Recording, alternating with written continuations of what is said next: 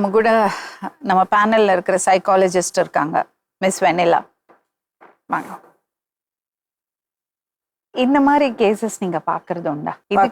ஏன் இவ்வளோ அவர் சொன்னார் பார்த்தீங்களா, ஒருவனுக்கு ஒருத்திங்கிற ஒரு கான்செப்ட். இது திருமணம் ஆகி கூட இந்த ப்ராப்ளம் இருக்கு. ஏன்னா நிறைய பேர் அந்த ஒருவனுக்கு ஒருத்திங்கிறது ஒரு பெரிய ஒரு பேர்டனா இருக்கு. அது இல்லைன்னா நமக்கு லைஃப் இல்லை. அது அப்படி கிடையாது இல்லையா? அப்படி நினைச்சோம்னா ஒரு அப்யூசிவ் மேரேஜ்குள்ள இல்லைன்னா ஒரு அவ்வளோ டிஸ்ரெஸ்பெக்ட் இருக்கிற மேரேஜ்குள்ள ஒருவனுக்கு ஒருத்திங்கிற கான்செப்ட்னாலேயே பெண்கள் அதுக்குள்ள மாட்டிண்டு லைஃபை ஃபுல்லா ஸ்பாயில் பண்ணுறது, ஈவன் உயிரை விடுறது கூட பெண்கள் கூட இருக்காங்க. அதே மாதிரி இவர் லவ் பண்ணிட்டு ஒருவனுக்கு ஒருத்தி அவ இல்லைன்னா எனக்கு லைஃபே இல்லைன்னு நினைச்சிருக்கான்.